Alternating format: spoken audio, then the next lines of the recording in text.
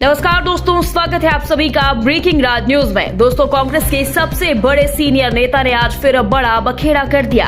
दोस्तों, अभी खबर आई है कि अपने बयान से कांग्रेस के साथ देश के लिए मुसीबत बनकर अक्सर विवादों में रहने वाले अनुभवी कांग्रेस नेता और पूर्व केंद्रीय मंत्री मणिशंकर अय्यर एक बार फिर सुर्खियों में बने हुए हैं। दोस्तों, कांग्रेस नेता पूर्व केंद्रीय मंत्री मणिशंकर अय्यर ने आज फिर रविवार को पाकिस्तानियों की प्रशंसा की और उन्हें भारत की सबसे बड़ी संपत्ति करार दिया, जिसके बाद एक नया विवाद पैदा हो गया है। दोस्तों, पाकिस्तान के अखबार और मीडिया हाउसेस के अनुसार मणिशंकर अय्यर ने लाहौर में आयोजित एक कार्यक्रम को संबोधित करते हुए कहा, मेरे अनुभव से पाकिस्तानी लोग ऐसे हैं जो शायद दूसरे पक्ष के लिए कुछ ज्यादा ही प्रतिक्रिया करते हैं। यदि हम यानी भारतीय मित्र की तरह हैं, तो वह पाकिस्तानी अति मित्रवत, और यदि हम शत्रुतापूर्ण हैं, तो वे अत्यधिक शत्रुतापूर्ण हो जाते हैं। दोस्तों, लाहौर के अलहमरा में फैज महोत्सव के दूसरे दिन हिज्र की रख विसाल के फूल भारत पाक मामले शीर्षक सत्र में बोलते हुए पूर्व केंद्रीय मंत्री ने पाकिस्तान और उनके लोगों के प्रति अपना स्नेह साझा करते हुए कहा कि जिस तरह से यहाँ के लोग उनका खुले दिल से स्वागत करते हैं, ऐसा कभी किसी दूसरे देश में नहीं हुआ। पूर्व राजनयिक ने कराची में महावाणिज्य दूत के रूप में अपनी पोस्टिंग को याद करते हुए कहा कि हर कोई उनका और उनकी पत्नी का बेहद ख्याल करता था। दोस्तों, Pakistani media Dawn news network के मुताबिक बताया गया कि मणिशंकर अय्यर ने अपनी पुस्तक मेमोयर्स ऑफ ए मैवरिक में कई घटनाओं के बारे में जिक्र किया है जो पाकिस्तान को भारतीयों की कल्पना से बिल्कुल अलग देश के रूप में दिखाती है।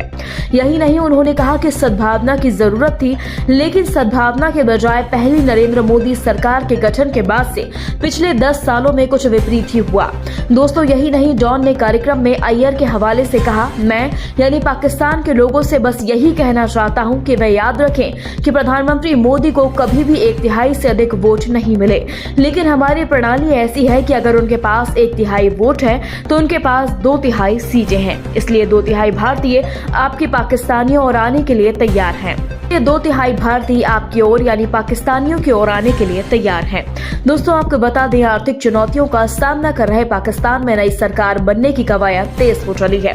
आटा, चीनी, तेल, बिजली जैसी मूलभूत सुविधाओं के लिए तरस रही पाकिस्तान की जनता को नई सरकार का इंतजार है। पूरी दुनिया आम चुनाव के नतीजों पर नजर गड़ाए बैठी है। इसी बीच भारत के पूर्व भारतीय राजनयिक और कांग्रेस नेता मणिशंकर अय्यर ने पाकिस्तान को लेकर कुछ ऐसा कह दिया जिससे वह एक बार फिर विवादों में घिर चुके हैं। कांग्रेस नेता ने पाकिस्तान के आतिथ्य की जमकर सराहना की। बता दें कि कांग्रेस नेता पाकिस्तान में राजदूत रह चुके हैं।